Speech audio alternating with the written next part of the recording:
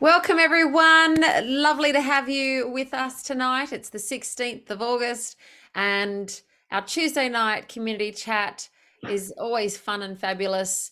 And tonight we have a special guest, Elizabeth French, with us from the Health Society of Australia.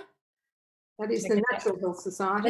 I knew I missed a word there, Natural Health Society of Australia. And we're so thrilled. Elizabeth and I were catching up earlier, and everything that Elizabeth was saying, like, yes, that's exactly how I feel and where I sit with health. And so I'm so thrilled to have someone as expert as the president of the Natural Health Society of Australia. So on with us tonight. So Elizabeth, I'm going to share the screen. Let me move it over so we can see you better. There we are. And I want to introduce everyone to you and maybe just share with us a little bit about what you do in the Natural Health Society of Australia. Tell us a little bit about that organisation. Okay, so the Natural Health Society was formed in 1960. So it's been around for more than 60 years. It's a long and involved history, actually. It was started by a man called Leslie Owen Bailey. He was a businessman in Sydney, and he had a bit of history behind him. But the most interesting part was back in the Second World War, when the American soldiers started arriving in Australia. He realised that there were going to be, there would be unwanted pregnancies. Unmarried or women would be getting pregnant to some of these soldiers, and that's what happened. And so he set up a home to support these women during their pregnancy. And over the time during the war, he supported 200 women and their 200 babies. And because he had discovered natural health for himself, he'd had lots of illnesses, and he discovered natural health through a book called The Fast Way to Health, which was a pun on the word fast, and because it was about fasting as well as, what to do to get healthy more quickly. And he then fed these women, that he had in this home. He fed them on healthy foods and so forth. And then not after the war, during the war, some of those women were able to, they adopted their children out, or they may have been able to keep them. But there were 85 who, for whatever reason, could not be adopted out. And so he set up a home for them. And he actually brought them up until, to adulthood. And in fact, some of those children are still meeting today. And they're in their 60s and 70s now, probably in their 70s rather than 60s. So they were brought up on a healthy diet. It was a vegetarian diet, and they had lots of fruit and vegetables, and they had nuts and seeds, and they had legumes and whole grains and so on. They actually did live on a dairy farm, so they had raw milk and butter and cheese, I suppose, made from that. And there was a doctor in Sydney who told Mr. Bailey, look, I always wanted to do this with my family, but they wouldn't cooperate. But that these kids were being fed this way. And he was not only a doctor, he was also a dentist.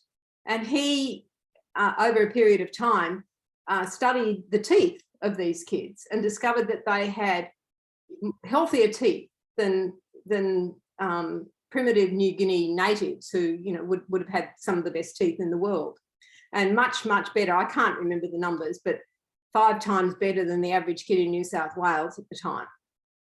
So that was pretty spectacular. So after, when the children had all grown up, by about 1960, Mr. Bailey decided to set up a health centre for adults, for people in Australia to come to and learn about health. He had visited some of the big health centres overseas in England and in America, and he wanted something similar. So he set up here in Wallachia, Hopewood Health Retreat, and that opened in 1960. And at the same time, he set up the Natural Health Society of Australia, which was I understand that it was a place that where people who'd been to Hopewood and stayed there and learned a bit about their health, the Natural Health Society would carry on with the education. So when they left Hopewood, they could go to these regular meetings and learn more about health and meet other people who were doing the same thing. Because back in 1960, the sort of diet that they were recommending and the way of life they were recommending was pretty out there.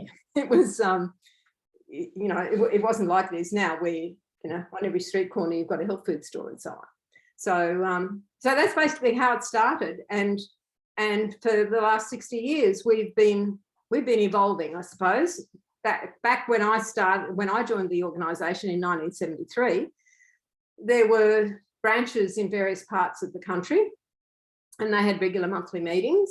Now the branches have all disappeared these days because people seem to be too busy to go to regular meetings, but we continued to have seminars, and over the last 2 years those seminars have become webinars because we haven't been able to get together in person. We've been producing a magazine for the last 60 years, I suppose. It comes out every 3 months, and that's sort of one of the main ways that we educate. And and we try to get together in person sometimes just to develop the community feeling of the organisation. That's where we are and what we do and where we come from. It's based, what's different about the Natural Health Society and what we teach from the average, the health that you see around the place is, we understand. And this comes from, it started back in the 1850s. There were doctors in America back in the 1850s who realised that feeding people drugs and chemicals and their various medicines and so forth was really not doing much for them. They tended to close people up in rooms with the windows closed and suffocate them basically.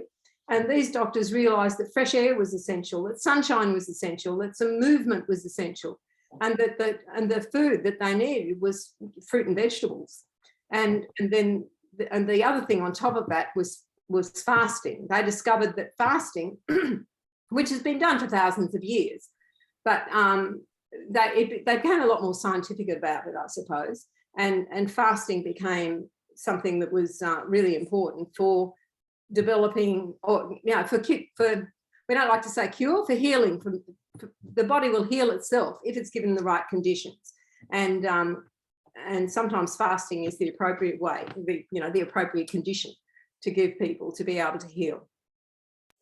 Tell me more about the fasting, because as a practice I fast once a month for 2 meals, but how long do you recommend? And if you're if you're trying to heal, is it different to just keep maintaining your health?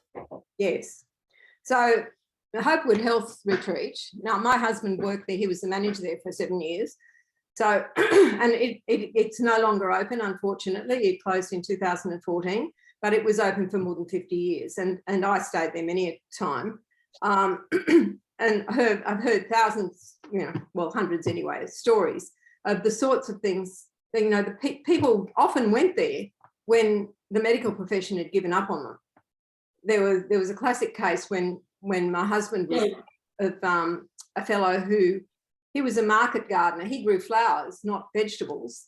And so with flowers, they could spray, willy-nilly. There weren't the same restrictions as they would if people were going to eat these things. And he had cirrhosis of the liver. He didn't drink alcohol, so it had nothing to do with the alcohol. It all had to do with the sprays that he was using on his flowers. But his liver was in such a state that they'd given him 6 months to live. Anyway, because the medical profession could do nothing for him, his wife said, said to the doctors, well, I want to take him to this place, this Hopewood place. And they said, well, you might as well, because we can't do anything. So this guy, David, his name was, I think, he went to Hopewood and they prepared him for the fast. So fed him on fruit and vegetables, and gradually decreased the amount that he was having, and then juices, and then fasting. I think he fasted for about 2 weeks. And during those 2 weeks, he vomited something like 39 times, and he could taste all of this chemical that he'd had, that he'd been spraying over all these years as a market gardener. And at the end of the fast, he, all his blood tests and everything else showed up as normal. His liver function tests were fantastic. So, that's just one example of the sort of thing that fasting can do. But that's the sort of thing that definitely needs to be done under supervision, someone who really knows what they're talking about. And the guys the practitioners at Hopewood, because they had so many people through there, over there, and they were there for such a long time, they had a lot of experience. And one of the practitioners is still, he's got his own little centre down at Bundina, or down that way, that he has a couple of people fasting. But it's a really, really powerful way of healing, but it does need to be done under supervision. For people who want to do it on a regular basis. So you said you fast for 2 meals. When you compare that with 2 weeks or 3 weeks or 6 weeks, 2 meals doesn't seem like very much, does it? But as a regular health benefit, Dr. Mosley's made intermittent fasting and a very, very popular. And so a lot more people are thinking about fasting these days, but usually as a way of maintaining health or losing weight, rather than recovering from something, sort of some dire illness. One of the things that in the time that Roger was at Hopewood, there were the disease which was most effective for was arthritis, rheumatoid arthritis. Hundreds of people, sort of would come in, and in fact, I saw one. I did a little bit of work up there at one stage, and there was this guy, when he came into the centre. I'm going to demonstrate here and see if I can stand up. He was on 2 sticks, and he was bent forwards, and he didn't seem to be able to straighten up. And I think he didn't actually fast. I think he went on a juice diet, a grapefruit juice diet. They used grapefruit that was the juice of choice, really. If they were just doing juices rather than fasting, grapefruit was the most popular. He may have fasted down the track, but I know for some time he was on grapefruit. And after 2 weeks, he was back up and ready. He had an ulcer, and I think he also had some arthritis. But it was quite remarkable. The other thing that was the most remarkable thing for me, people couldn't stay in the room with him because the odour coming from his body as he detoxified was just incredible. So, that's what fasting does. It allows the body, because you stop all of the most of the other activity in your body. Obviously it doesn't all stop. Your heart still keeps beating, and you still keep racing, you're breathing, and all of those vital functions keep going. But you stop eating, and there's a huge amount of energy taken up with digestion. So when you stop eating and that energy is available for something else, your body starts to eliminate, and it breaks down, and I can't remember the order, but it doesn't break down the vital organs first. It breaks down, like, for example, the fat, which you don't need, and it breaks down and reduces any of the, there are toxins stored in the fat, for instance. So the body gets rid of those through the kidneys and through the liver and kidneys, through the skin, through the breath, and that's where that odour comes in. So you're not talking about fasting or like water? Yeah, I am talking about water. Oh yeah, fast everything. Yeah. So at Hopewood they use juices sometimes. Oh look, over the years, I didn't go there in the 1960s, or it was the 1970s before I got there, but in the when they first started there, it was very strict, and it was mostly water fasting. But then and as the years progressed, they realised also that the population was actually getting sicker and sicker. You know, the people who would have been going there in 1960 wouldn't have had the amount of processed food that we have these days. They wouldn't have had most people wouldn't have had so much pollution, generally speaking. You know, the man-made chemicals, the number of man-made chemicals in our environment, whichever way, you know, whether it's in our food or in the air or wherever. Those chemicals have doubled or tripled or quadrupled in the last 50 or 60 years. So there are all these things. So they discovered that people were actually sicker than they used to be. So they couldn't use the more extreme measures and use juices, often use juices rather than going to the full extent of fasting with water. Right. Yeah, it's a good transition. And because we're absolutely bombarded with chemicals these days, there's barely anything you can touch up that doesn't have it in it. Emma asked, did you have any diabetic type 1 or 2 come through Hopewood and recommend supervised fasting? It's an interesting factor. As far as I understand, diabetes is one of the diseases that they were not allowed to treat by, the medical profession has it all tied up: cancer, diabetes, and there might have been one other, which I can't remember. So they wouldn't have had people, they wouldn't have been treating, they wouldn't have had people fasting if they were diabetic, but they may have been able to come and have a healthy diet and, do it that way, but they wouldn't have been fasting. That's a good answer. Thank you. Yeah, and Gail had an experience staying at Hopewood in 1990. Wow. There you go, Gail. And that was a huge fast. Fantastic. 2 weeks. Wow. I can't imagine going 2 weeks completely with no food or water. It wasn't. It was a gradual, it was a huge fast. It did go for quite some time, but as they did tests on me because of what I was going through, they kept me on it. And then they introduced me to obviously soft foods and eased me back onto solids after that. But it was a huge detox. It was when I was diagnosed with chronic fatigue syndrome. So they wanted to get rid of all the toxins out of my body. Wow, what a great place. So you felt a lot better after it? Yeah.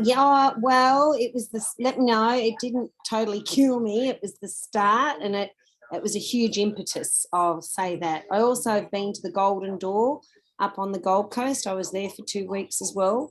And they do a very similar thing and supporting, but a bit more modern than Hopewood. Thanks for sharing that, Gail. So, Elizabeth, as the president there, tell us what your role. What do you do? Oh, well, my role is to just keep the organisation going.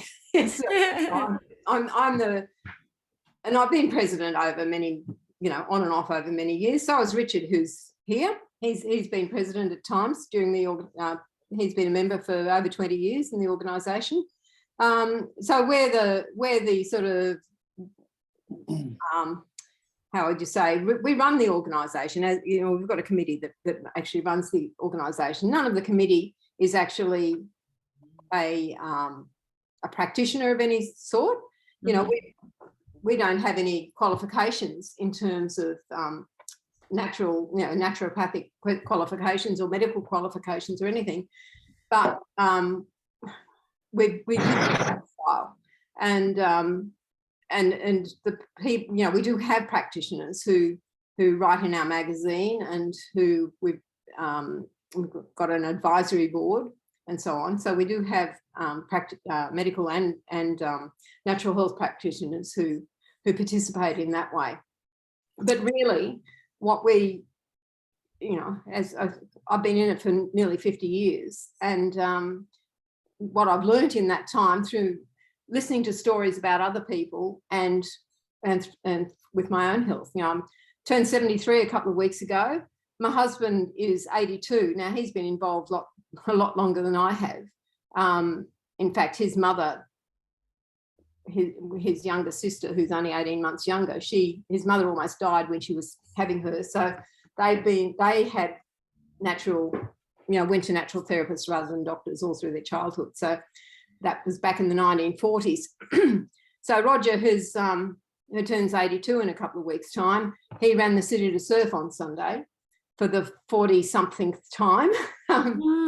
He was in the first one in 1971, and he's only missed 4 since then. So, that's a pretty spectacular result of, demonstrating that the way he lives is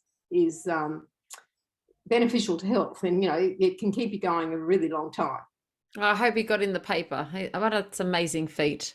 Yes. Michelle wants to know how long or can you go without water? I always thought that we couldn't go without water for more than 2 or 3 days. No one's suggesting you're going without water. A fast is water, but nothing else. Oh, okay. So that was my question earlier. So yeah. So no, you keep the water and then but, right. Because we can go. I mean, you can last a few days without water, but it's not good for you. But you don't have to drink a huge amount of water either.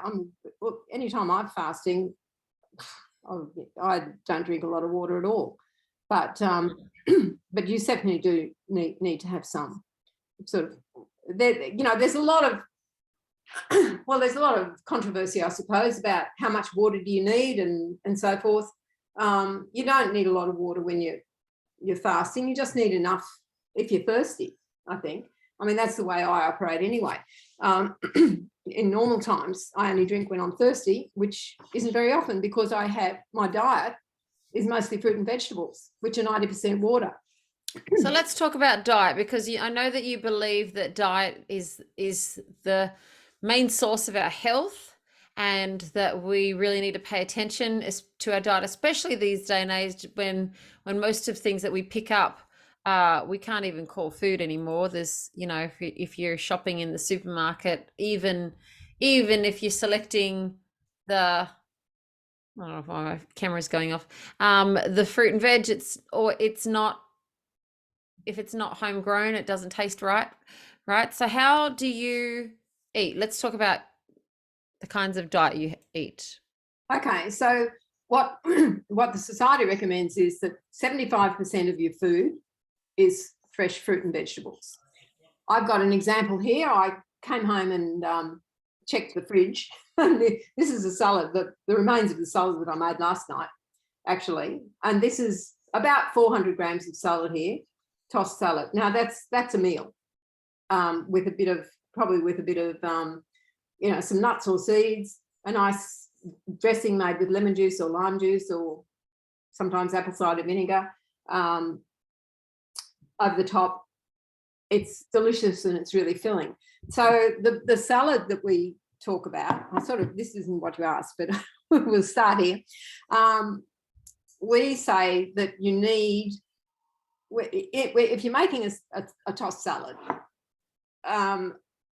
you need a fruit vegetable, a root vegetable, a stem vegetable, and a leaf vegetable. So they're all of different parts of the plant. And when you have those, have all those different parts of the plant, then you're getting the different radiation from, the cosmic radiation and the earth radiation, all those different things come as a result of having different parts of the plant. So what's in that salad, if I look carefully to work out what it is, there's leaves. There's quite a lot of green leaves. There's probably at least a cup of leaves, I suppose. I buy the salad mix. Now, obviously, organic, growing your own is the best. But if you can't get it, and you can't afford it, just buying the stuff in the fruit shop and washing it well is the next best thing. So I wouldn't be going to the supermarket to buy it, but I'd certainly go to the fruit shop. Go to a proper fruit shop. Excuse me. So the leaves are really important. The greens are vital for your health. The fruit at this point, there are tomatoes in there. The tomatoes, you know, it's not really good season for tomato. This isn't the season for tomatoes, but we have tomatoes because they're juicy and so on. I actually bought a salad today when I was at work, and it didn't have, I did have a bit of tomato in it, but it had orange in it. And, you know, at this time of the year when citrus is so abundant, and we've got 13 citrus trees in our yard, so using orange rather than tomato is a much better idea. We use celery as a stem vegetable, and we use carrots as a root vegetable, and there's some beetroot there as well. So that's the sort of combination we have. I put some alfalfa sprouts in there as too, and there's some capsicum. So it's a pretty solid. So although, you know, we've got the 4 parts of the plant, but we've doubled up on a few of them. We've doubled up on the fruit, doubled up on the roots, different sorts of greens. Yes, usually celery is the only stem vegetable that we eat. Sometimes we have asparagus. So that's one of our meals. And I eat, you know, between 400 and 500 grams of salad like that every day. I probably eat between 400 and 500 grams of fruit every day as well, with some seeds, some nuts, some beans, and occasionally some wholemeal bread. So are you vegetarian then? Yeah. Okay. So you're using nuts for protein? Nuts and legumes, nuts and seeds and legumes. We do actually eat some eggs. We've got our own chooks in the backyard, so we do have some eggs occasionally, although we don't have many eggs because my husband sells them to the neighbours. There are none left for us. But yeah, we do have a few of them. Yeah, wonderful. And tell us about the preparation of that, because it's, you know, it's not always fast food, is it? No, it's not fast, but, you know, I spend about 15 minutes in the mornings making a salad, and I'll make about 1.5 kilos. So there's no, I suppose there is a system. I usually grab about 3 tomatoes and chop them up with a knife, you know, sort of halve them and then dice them. And then I'll get a carrot and I'll chop that into pieces because I'm going to put that into a food processor, or yeah, I use a Thermomix now, but I used to use a food processor. I'll do the same with the beetroot, and I usually put some broccoli in that as well, and possibly some fresh ginger. So just whiz that up for a couple of, you know, 6 seconds maximum. It's probably less in the Thermomix. What else have we got? Well, I buy the salad greens, so they, you know, if they need washing, just throw them in a colander and run them under the tap. Put them in a salad with, what do you call that? A lettuce dryer thing. Mm-hmm. What's the thing? A spinner. Mm-hmm. And chop that up a bit. And what else? Celery. Run it under the tap to wash it. A couple of sticks of celery. Just chop it up with a knife, and it's done. That's beautiful. Pretty well all there. It doesn't take long, but you know, I've been doing this for 50 years, so there's a lot of it doesn't take me long. Other people might take a bit longer because if they're not used to doing that. But even with I broke my wrist recently. Even with my broken wrist, I sort of, it's awkward sometimes, but you know, have managed to continue to do that without too much difficulty. And it's pretty much, you know, if I have fruit, I tend to make a fruit salad as well. And so once again, it takes, I don't know, 5 minutes to cut up a banana, a couple of oranges, a bit of pawpaw, maybe an apple, and that's it. And it really used to be the way our great-grandparents used to eat, isn't it? And we've come so far away from that in such a short amount of time. And as you say, you make it sound really easy, but of a mum of 4, I know that if I started switching to that, the kids will be like, you know, what are you giving me? So you know, there's a process because we've drifted away from that so much. Yeah, look, I mean, I've got 4 children too, but they're all adults now, but they grew up with this. Teach them young. yeah, they weren't perfect. They did, and you talk to them now and they talk about, how terrible their life was when they went to school and they were the only ones who had sprouts on their sandwiches, or and the only ones who had wholemeal bread, and we were the only ones who had wheatgrass growing in our lounge room. and when their friends came to visit, they were offered wheatgrass juice. this is back in the 1980s when, who had shots of wheatgrass juice then? But, I think they throw off at me about it, but generally they appreciate it because they're all in pretty good health themselves, and they've got the skills to bring their own children up. That's right, and that's the main thing, is that they do have the skills and they have that background, and kids will always complain about these things just because it's the thing to do. Yeah, exactly. What's for dinner, Mum? Salad. Oh, yuck. That was happened every night of the week, I reckon. But now you've got some beautiful recipes on the website and in the magazines that really make salad amazing and exciting. And the salads don't have to be boring, do they? You can jazz them up so much. Well, that's what I think. I mean, we have basically the same salad every day, but there's always something a little bit different about it. And the dressing makes it, as far as I'm concerned. And, my biggest hint as far as making a dressing, I use citrus a lot. And because I prefer citrus, lemon or lime or orange juice to cider vinegar or balsamic vinegar. I just find it's a little bit less, probably less acidic. But my biggest tip is grate some of the zest into your dressing. It just lifts it amazingly. But putting a bit of ginger in it, putting a bit of garlic in it. We use tamari to give it a little bit of a salt flavour. Tahini is a good option rather than putting oil in it.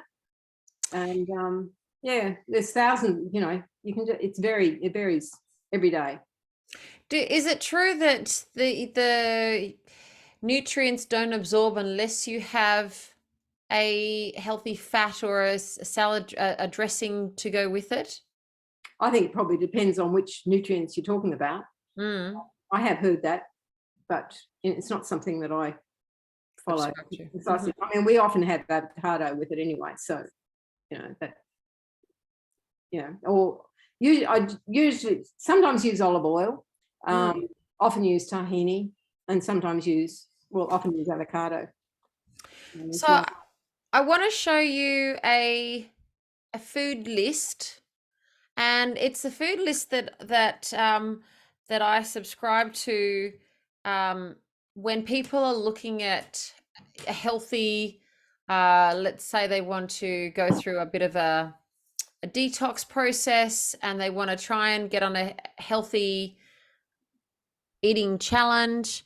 So I want you to have a look at this to eat list and the avoid list and see if you feel like it aligns with your line of thinking. So can you see that?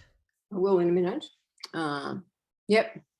Okay, so on the left we've got the what to eliminate. Yeah. So there's dairy, gluten, soy. Now peanut and peanut butter, that's maybe a controversial one. Sugar, honey, maple syrup, artificial sweeteners, coffee, alcohol, fruit, except for limes, lemons, green apples, berries, and pomegranate. Pork, farm-raised fish, non-caged free eggs, non-free range chicken. So in other words, the free range is okay.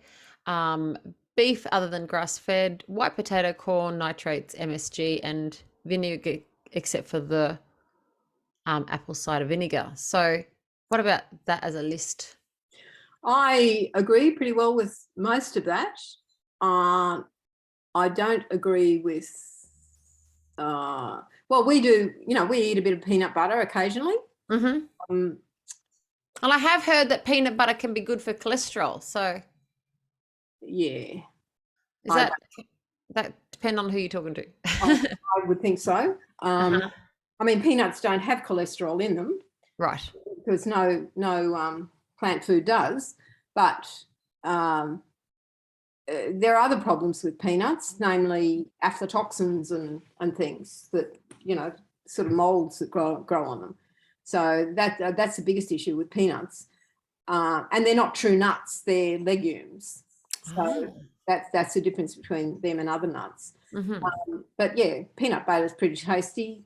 So we do we do eat a little bit of peanut butter. We also use honey and maple syrup, not extensively, but for a natural sweetener.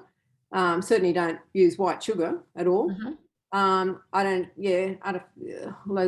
all those other things, artificial sweeteners, coffee, alcohol. Now the fruit, that's a big deal. We eat every sort of fruit. Because that's what it's there for, in my opinion. So, I mean, I know a lot of people talk about using berries rather than, what have they said here?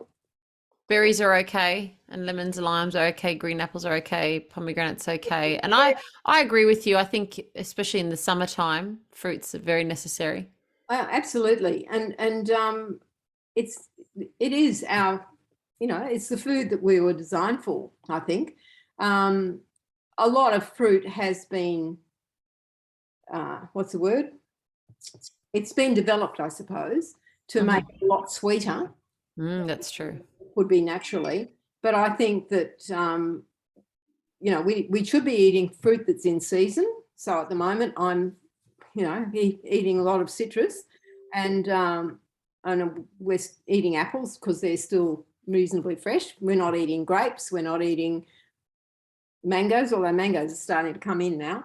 And the ideal, I think, would be to eat the fruits that grow in the area that you live in, so that it's not only sort of looking after the environment and not having stuff traveling a long way, but you're getting it fresher. And I do believe that depending on where you are now, I mean, I heard someone one day, she was talking about, it was a kinesiology seminar that I was at, and they were talking about the fact that this woman in Sydney, she could eat oranges, but in Melbourne, she reacted to them because oranges were sort of more tropical, and in Melbourne it was much colder.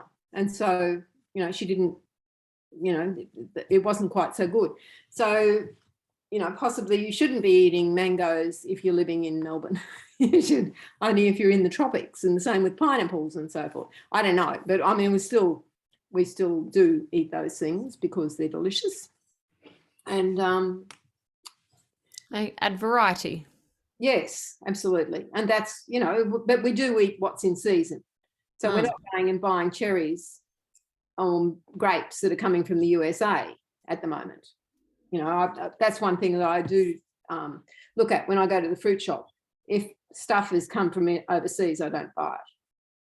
Yeah, we had a girl on talking about that during the summit, Isabella, about foods that sit around the seasons and how that really synergistically works for your body. It's Chinese herbal kind of a philosophy that, certain colors of foods are for certain seasons as well. So yeah. Anything else you want to comment about either of this list, the include list? I haven't looked at the include list.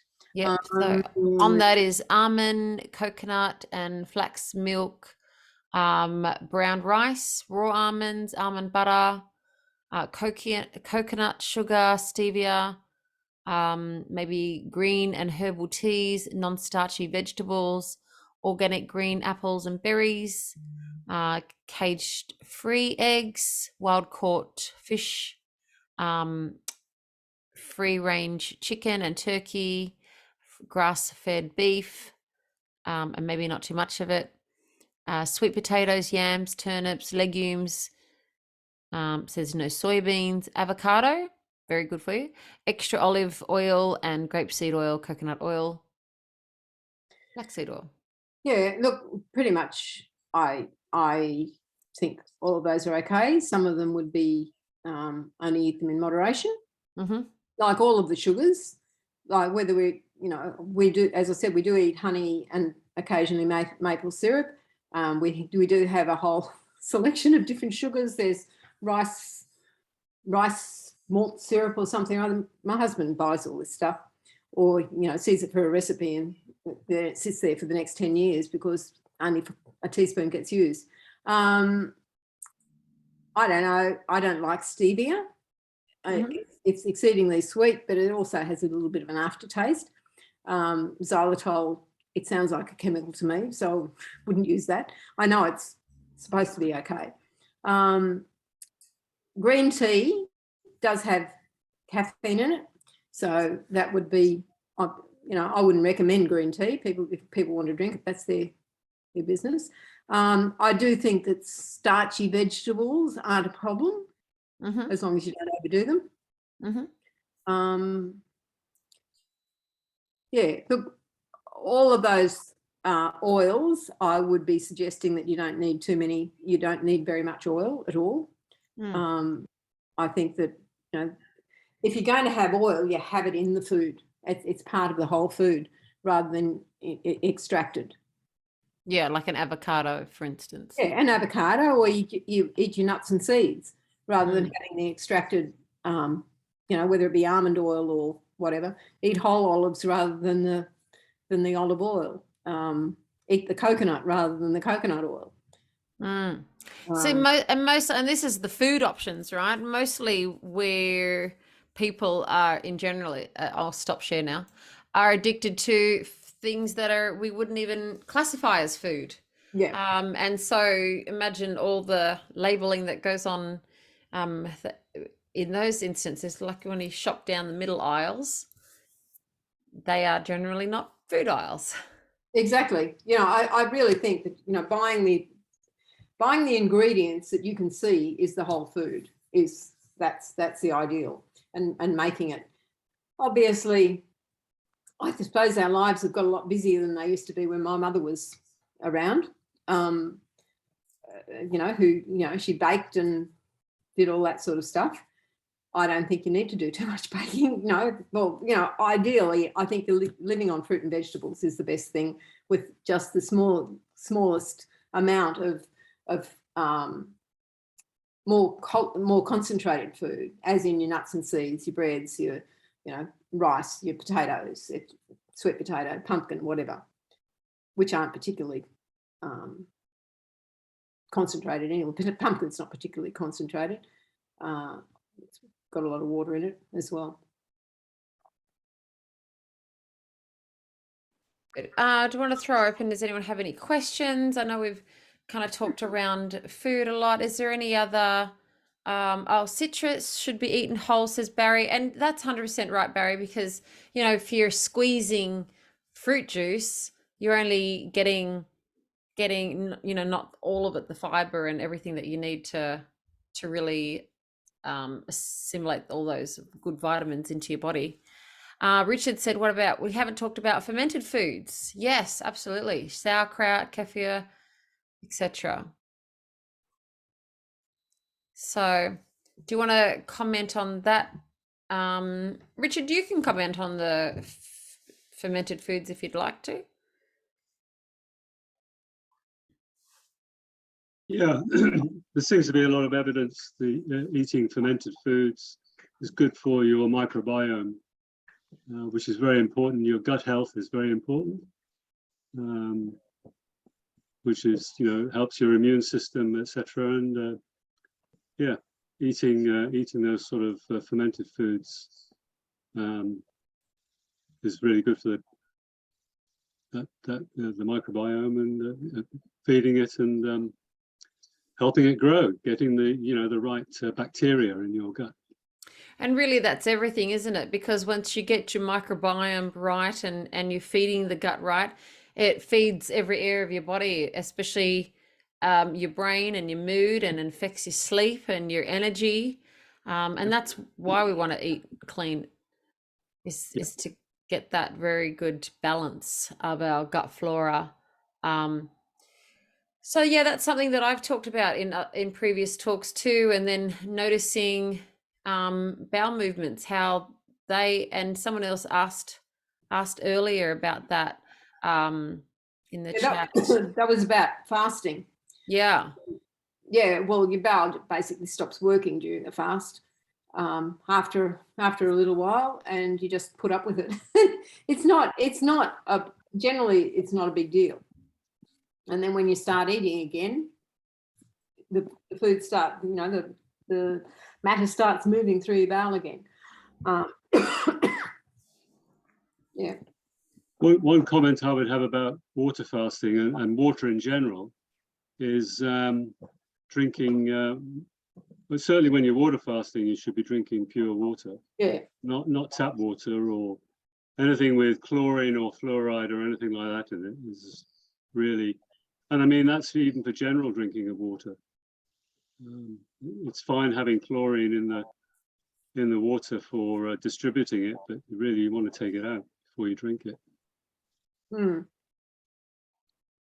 Do you use the Kangen water filters to do that? Do you recommend those? Because it's very. Well, I personally have a reverse osmosis water filter, which I've had for years. Yeah. That gets the fluoride out as well as the chlorine. And we've been drinking tank water for the last 40 odd years. So it's pretty, I don't know how pure it is, but we don't let the rainwater run into the tank until we've had up to about 10 millimeters or so that it cleans the roof and so on. Yeah, so we've done pretty well with that. I'd like to learn more about that. Yeah, so Emma asked, do you have the salads all year round, or do you change over from salad to winter vegetables? They're pretty much the same all year round. We've stopped eating cucumbers at the moment. Usually our salads have had cucumber in them, but I think the price, Roger buys all this stuff, and the price of cucumbers made him stop buying cucumbers. And well, actually, they're not in season anyway. So they're pretty similar all year round in terms of what we put in the salads. Yeah, but we don't. Yeah, I can remember way back in the early days when I joined the Natural Health Society, someone wrote about having salads and made the point that you take the salad out, you take your salad vegetables out of the fridge a little bit sooner. You don't eat the salad straight out of the fridge if it's the middle of winter. It's the last thing. What I have been doing lately is eating more cabbage. So the brassicas are really good. Well, it's quite a while now since we started putting broccoli. I chop that up with the carrot in the food processor. But I've also started putting red cabbage in it as well to give us a bit more in the way of brassicas, because they are really good. Good, and we don't eat it enough. So yeah, we don't. I've got some cauliflower there, we've got some broccoli there, and I keep meaning to steam them, but I don't get around to it very often because I really don't have time for more than 2 meals a day. So, and the funny thing is, you don't find yourself hungry or looking for food, do you? You're quite sustained. That's how I found it. Yeah. If you eat enough of it, if you think a salad's a lettuce leaf and a piece of tomato and a bit of cucumber and that's it. It's not. If you do really need 400 to 500 grams of salad, and so to be able to fit that on the plate, you actually have to chop it up in some way so that it doesn't take up the whole plate. But you also need a little bit of protein or some starch to go with it, or avocado. Mushrooms are another thing that I eat more mushrooms with my salad often as well. So that just adds a little bit different texture and flavour and nutrients that are. I heard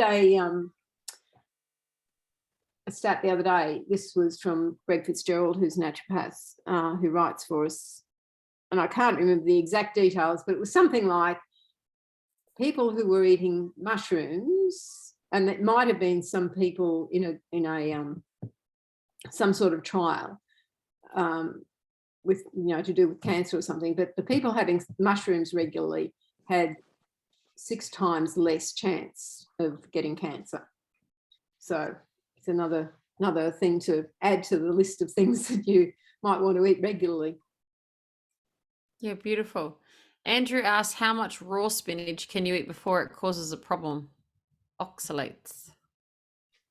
I have never had any problem. I don't eat. I don't only eat spinach as a green, or very rarely. Occasionally I do, but I don't know.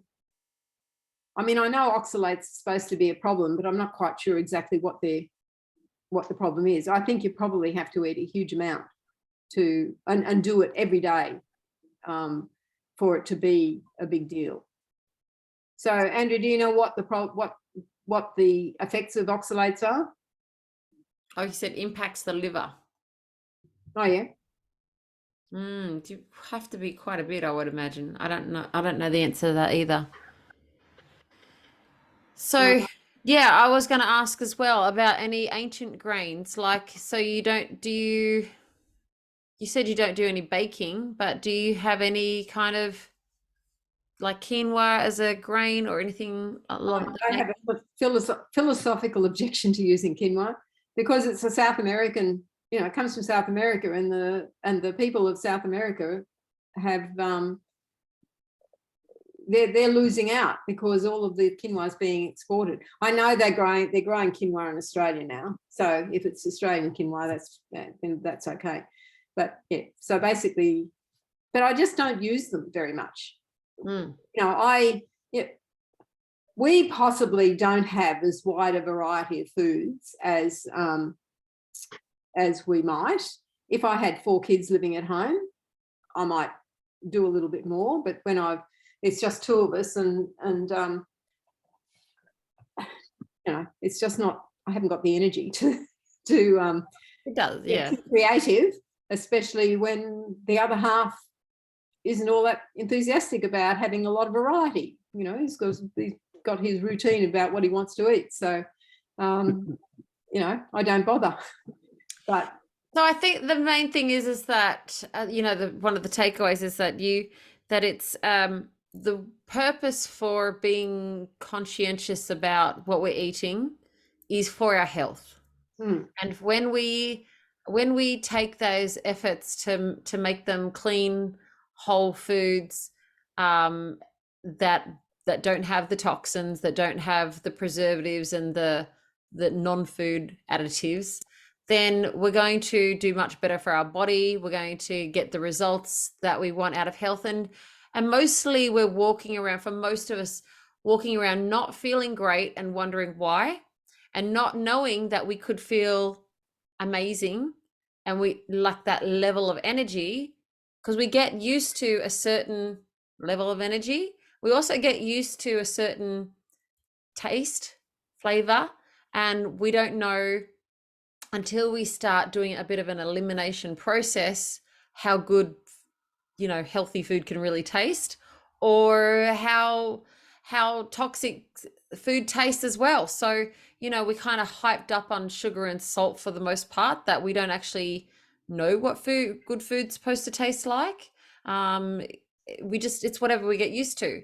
And when it's really great if you've been having dairy and then you go off dairy for a short amount of time, how when you eat dairy again, how quickly you taste the fat, or you taste those extra additives. So when you talked about adding a bit of tahini or a bit of tamari, then that can be a real flavor hit that ordinarily it's like, well, okay, it's a bit whatever, but you take away all the toxic element, and then you're left with real food, which is what most of us growing in Western society are missing out on. So tonight is really a bit of a inspiration to go, okay, how far could we go to actually bring back this natural health into our lives, natural diet, natural good, clean eating, and get the benefits. Yeah, there's a question there about, do we make homemade vegetable soup? Yes, we do. We've grown, the last couple of years, we've grown about 45 pumpkins each year. So we eat pumpkin soup until it's coming out of our ears.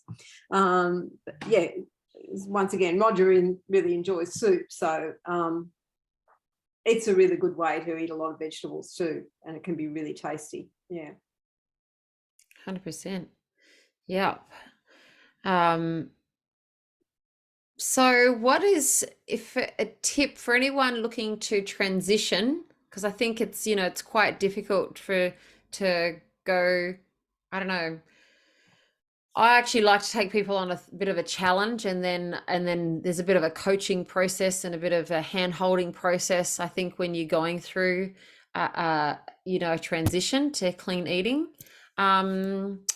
Do you have any processes like that you would recommend or help people through to kind of get onto a good? I think the thing that one of the things that helped me when I started on this process, and I was 18 when I started on the process, but I was about 24 when I joined the Natural Health Society. And that was a really good, you know, because the Natural Health Society magazine, which someone mentioned back there, is really, it is a really excellent magazine, which with a lot of information that I found when I, you know, early in the piece when I joined the society, I'd get the magazine and I'd read something and think, oh, I can do that. It might only be one little thing. It might be something like starting the day with some hot water with some lemon juice in it, just to stimulate the liver and so forth. It might be going out for a walk before a meal, you know, getting some more physical activity into your day. It might be doing, because, you know, we have just been talking about food, but these other things are really, really important as well. It might be spending 2 minutes doing some meditation, like trying to still the mind and just do that. It might be doing a little bit of yoga, doing some gentle stretching and so forth. It might be looking for, if you're just drinking the tap water, it might be looking for a filter and, you know, starting to drink filtered water rather than just the water out of the tap. What else is there? Getting some sunshine. You know, we're sort of so used to the whole slip, slop, slap thing, and covering ourselves up so we don't get as much sun. We really do need that sunshine for good health, and it needs to be on more of our body than just our faces and our hands.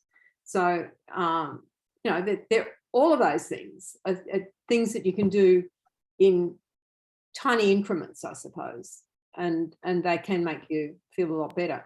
In terms of food, I would say trying to increase the amount of raw food that you have in it. And when I'm talking raw food, obviously I'm talking fruit and vegetables, and I'm not talking potatoes and pumpkin. They do need to be cooked, but your fresh greens and fruits. You know, I do occasionally do some stewed apples or stewed plums or something or other, just for the fun of it. But you know, most of the fruit we eat is absolutely raw, and the vegetables too. I do steam cauliflower. I'm pretty fond of some cauliflower occasionally, but most of the vegetables we eat are raw. And I'm also pretty fond of a potato, a baked potato as well. I thought we could do to finish off is I will just share my screen and show everyone the website that you have there. Okay. And I really love this. You've got a recipe page with lots of lovely recipes that you could go to for inspiration on all those beautiful colors. Look at those. Yeah. So yeah, if you get stuck for what to make and how to use up those yummy veggies, look at there's 12 pages of yummy recipes there. And then of course the events and magazines and lots of That's a really great. And so, what becoming a member of the Natural Health Society? What should one expect? What one expects is that you get the magazine in your letterbox every 3 months, which is pretty good. You don't have to go out and get it. But and in paying membership, the membership is $50 or thereabouts per year, and I think there's a concession too. Richard, you might know better than I do. Do you? I can't remember all the different ones, but there is an e-membership as well. So you don't have to get the magazine. You can get the you can download the PDF of the magazine off the website as well as an e-member. Yeah, but it's you get access to the any events that we're having, and webinars. Over the last couple of years, we've had 5 or 6 6-week webinars with speakers from throughout us, from our various parts of Australia and overseas as well. Some of the top speakers, like one of the speakers we had was the guy who runs probably the most prominent fasting institution in the world, and the name escapes me. Dr. Goldhammer is his name, and True North is his centre in America. And you listen to him fast and you just want to go and do one. Listen to him talk and you just want to go and do a fast. Because it's so it really explains well just how valuable it is to you. So they're the and look, the thing is that we're a community of people who are interested in maintaining our health, and there's so much anti-health around. People talk about health. The medical profession talks about health. We've got a minister for health in the government, in both the federal and the state governments, but they know nothing about health. So they know about disease. The doctors know about disease. They know a lot more about disease than they do about health. They don't learn anything about nutrition, for example, or very little about. They might have 2 hours of nutrition in their medical course. So they know a lot about how to treat disease, but they don't know how to build health. The average doctor. There are obviously some who've taken the time to learn for themselves, and they do a really good job. But the average person, the average doctor, doesn't know how to build health. And that's what we do. So we've, we're an organisation that's been around. We've got the credibility of 60 years of teaching people how to be healthy, and we've got a lot of people who have a lot of members. We don't have a huge number of members, and they're dying off at a great rate, because they're in their 90s and they don't live forever. They're not all in their 90s, but the thing is, what we found is that most people don't become interested in their health until their bodies start to break down, and that often starts around in their 40s. And then the older people get, the more likely they are to have all sorts of diseases and find they're taking 14 different drugs and really not getting much better, not feeling any better for it.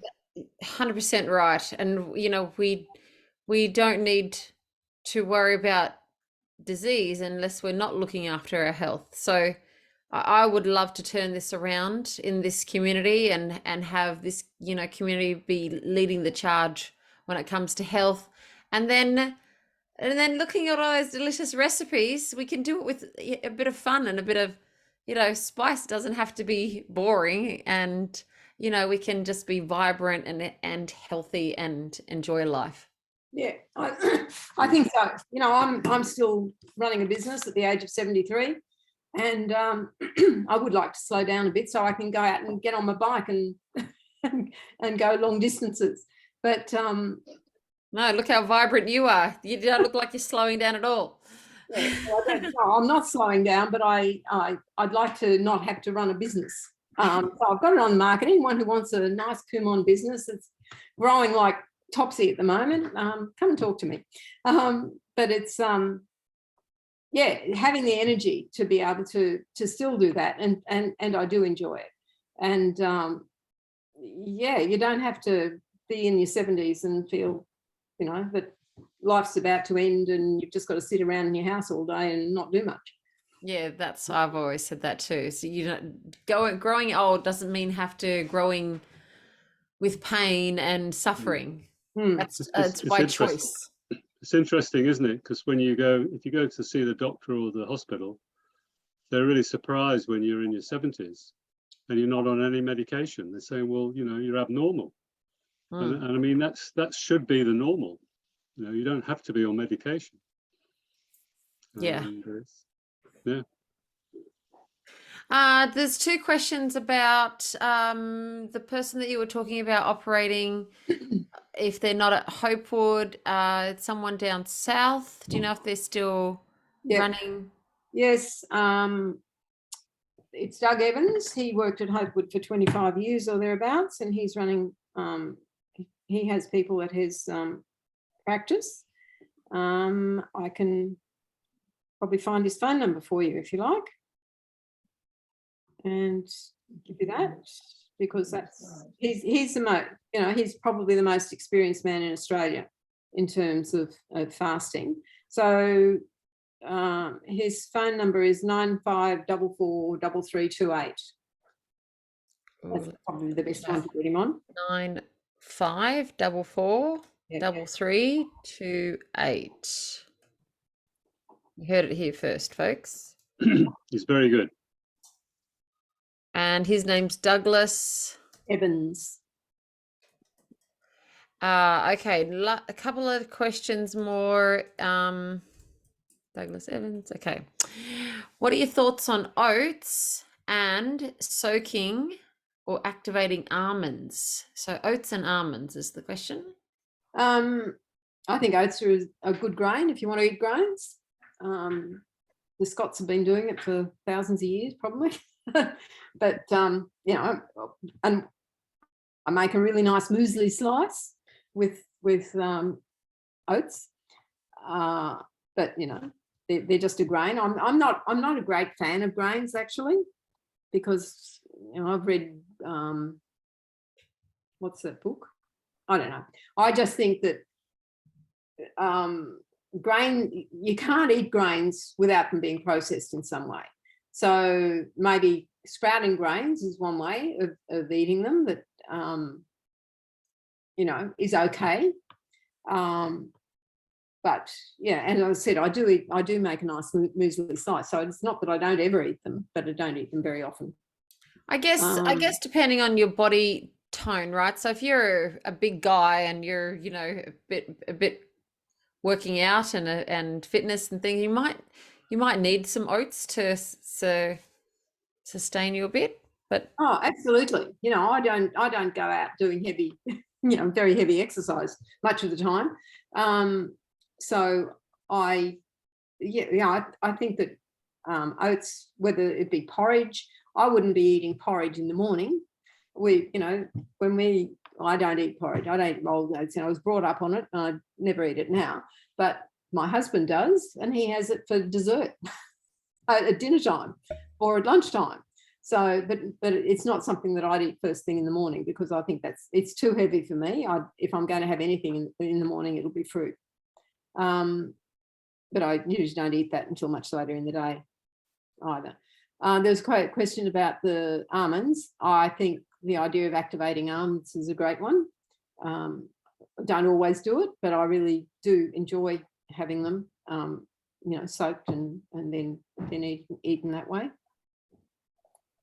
And you know, there's a lot of it's like basically any sprout, I suppose. It changes the competition of the composition of whatever seed it is, and starts off the germination process, and it changes the carbohydrates and the proteins, breaks them down to amino acids and makes them more digestible. So you know, sprouting, whether it be almonds or any other seed, is probably a good thing to do. Yeah, very good. Very good. Yeah, so the order of eating can be important. Although I would say if it's new to you, then just do baby steps. But eating fruit first off in the day, and I actually recommend drinking, something alkaline first thing in the morning too. So a bit of lemon water or something to flush your body and alkaline. But since you're eating alkaline all through the day, it's probably not a thing for you. Yeah, well, I mean, I do eat other things too occasionally, but it's the bulk of what it's what you do. It's not what you do 5% of the time that governs your health. It's what you do 95% of the time. So, Yeah. doing the right thing as much as you possibly can, it will, and the more you do it, the better you feel. And it depends on if you've got ill health, then you've got more motivation to actually do the things that will help you to regain your health. Yeah. I think sometimes you need a zig to zag, right? So you eat healthy and it offsets some of the others, sometimes it's quite being straight down the line can be quite hard to do, but if you zig to zag, you're pretty well going to, get to where you want to get to. Mm. Yeah. So, Gail, just to answer your other question as well, that list comes from the company that I've been working with that trains people in how to eat clean and healthy, and that's just kind of the list that we use when we're doing a 30 days challenge. So yeah, that's where that list come from. So we're going to wrap up, but thank you so much for coming on tonight, Elizabeth, and giving us some great information and some great inspiration. Help us to, make some inspired changes in our life. We can all kind of do better in different areas. So thank you so much, Richard, as well. We appreciate your input and your wisdom on how to eat clean and eat healthy. It's, we want to live a long, great life, and food is the way to do it. And as you said as well, sunshine and, rest and exercise, and there's all the other things that can come into it as well. So if anyone wants to go on and grab the subscription to the magazine, the winter one is out now, isn't it? Yes, that's right. And there's about to be another. The spring one isn't far away. Yeah. Exciting. Far away. Yeah. Yeah. So yeah, go on. The website is health.org, www.health.org.au, and you can go on there and you can subscribe. Yeah. Okay, let's just pop that into the chat. It's health.org.au. Yeah. Too easy. And it's a great website too, and we can use the recipes there. Yeah. And I saw that there's a lovely event on the 20th in 4 days' time at the Centennial at the Botanical Gardens in the city. Forest therapy. Yeah. Yeah, beautiful. Beautiful. Well, thanks everyone for joining us. And we will see you on next Tuesday. Well, thanks very much for having me and us. It's been really great to be able to have a chat. I've been inspired too. Beautiful. Thank you. Thanks, everyone. Thank you. Thank you. Bye.